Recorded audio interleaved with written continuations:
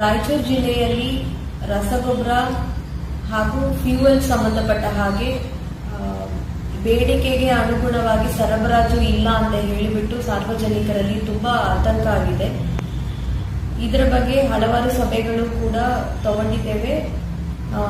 ಈ ಸಭೆಯಲ್ಲಿ ಹಾಜರಿದ್ದ ಎಲ್ಲ ಡಿಸ್ಟ್ರಿಬ್ಯೂಷನ್ ಕಂಪನೀಸ್ ಆಗಲಿ ಹಾಗೂ ನಮ್ಮ ಅಧಿಕಾರಿಗಳಾಗಲಿ ಅವರಿಂದ ಪಡೆದಿರುವ ಮಾಹಿತಿ ಪ್ರಕಾರ ನಮ್ಮಲ್ಲಿ ಸರಬರಾಜಿಗೆ ಯಾವುದೇ ಕೊರತೆ ಇಲ್ಲ.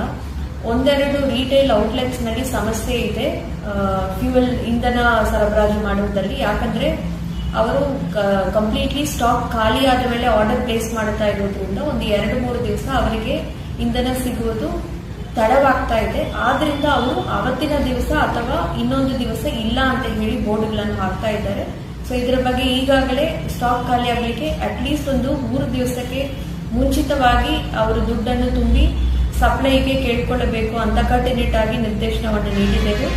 ಅದೇ ರೀತಿ ರೈತರಿಗೆ ಕೂಡ ಬೇಸಾಯಕ್ಕೆ ಏನ್ ಬೇಕಾಗುತ್ತದೆ ಅವರ ಟ್ರಾಕ್ಟರ್ಸ್ ಅನ್ನು ಬಳಸಲಿಕ್ಕೆ ಅದಕ್ಕೆ ಇಂಧನವನ್ನು ಕಾಯ್ದೆ ಪ್ರಕಾರ ಯಾವ ಕ್ಯಾನ್ ನಲ್ಲಿ ಕೊಡಬೇಕಾಗುತ್ತದೆ ಅದರ ಪ್ರಕಾರ ಕೊಡಲೇಬೇಕು ಅಂತ ಹೇಳಿ ಕೂಡ ನಿರ್ದೇಶನವನ್ನು ನೀಡಿದ್ದೇವೆ.